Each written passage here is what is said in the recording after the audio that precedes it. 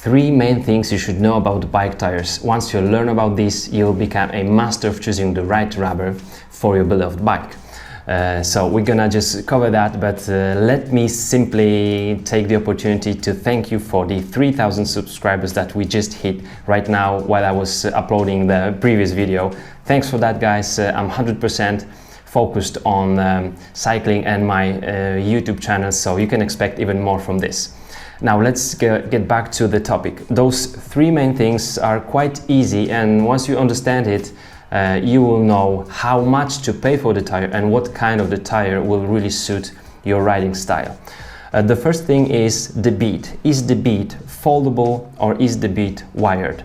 The difference will be, you can check out my previous video of course, but mainly the foldable one will be much more lightweight and much more expensive.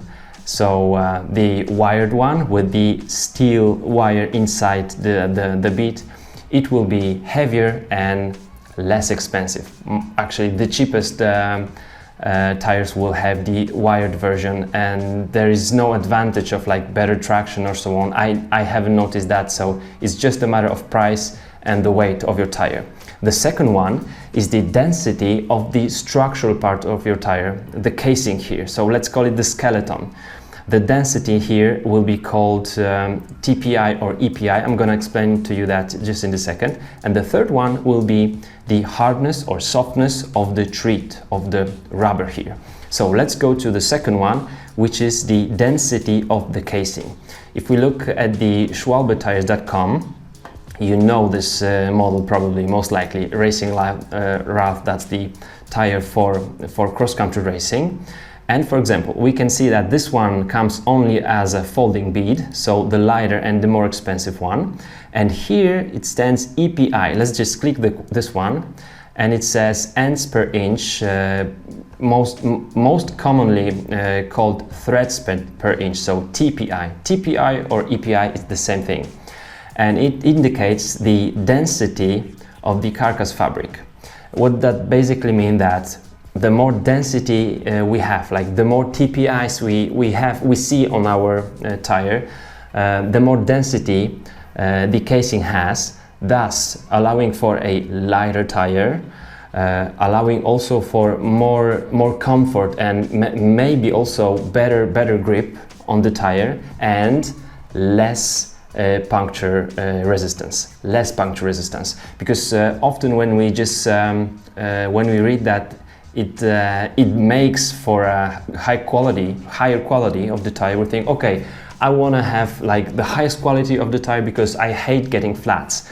That's not the issue here, because just read carefully what Schwalbe says themselves, that lower EPI casing provides better puncture protection but makes for a stiffer and heavier tire. So once more, it's just a bit like with the wired and folding tire, but here it's not only about weight but also about maybe comfort. So more EPI or TPI will give you maybe more compliance of the tire, but lower EPI, less puncture. So some rough terrain, I would even go for some marathons with less EPI, because I don't want to have punctures. I don't care about maybe 20-30 grams per tire more. I want to have less punctures. Now those tires with a high TPI also have like some crazy systems that will minimize the risk of the flat tire, but once more we should just remember, the lower this number is, the better puncture protection. As you can see, those come in different numbers like 67, 127, and basically the tires would have like from 60 TPI up to over 300 TPI for the road bike tires, which allow you for very high air pressure. So this is the density of the structural part of your tire.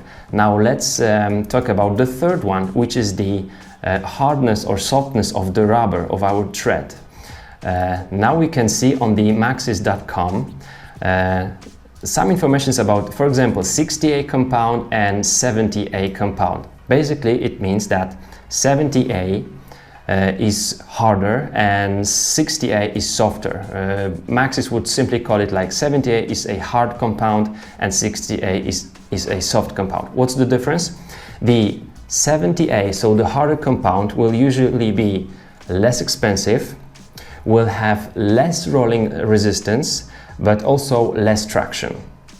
And the lower number here indicates for a soft rubber on your treat. It will also it will mean for you that you will have better traction, and the tire will also wear down much more quick.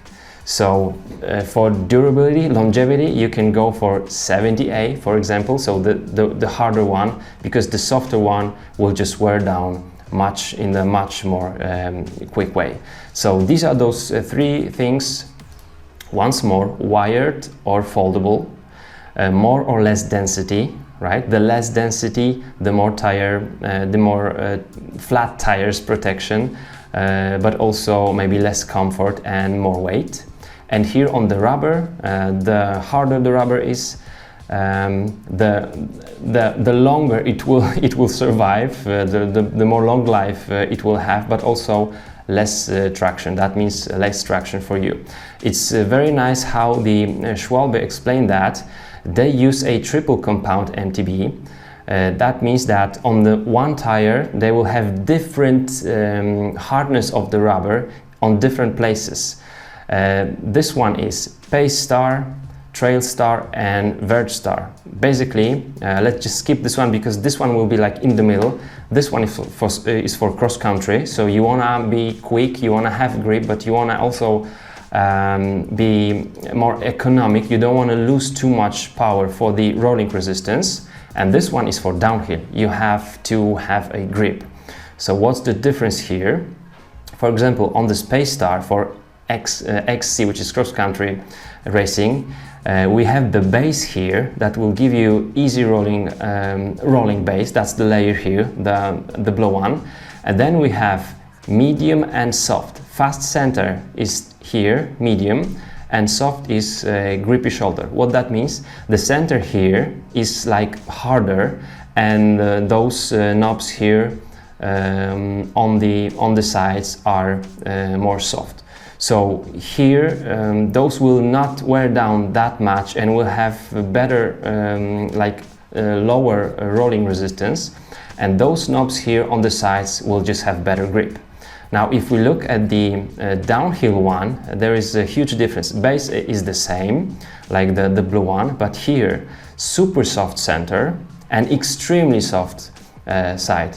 So this tire will wear down super quickly, but will have the best grip ever, like much better grip than the cross-country one, but maybe more rolling resistance and less longevity. So that's the difference. I hope you understood that pretty well. It's not that complicated. So now when you're looking for the tire for yourself and you're thinking, well, the same bead, the same treat on the tire, the same model, but different TPIs, different compounds, different rubbers. Now you know what it all means. If you have any further questions, just put them in the comment section and I will see you soon. Thank you guys, 3,000 subscribers. See you, bye.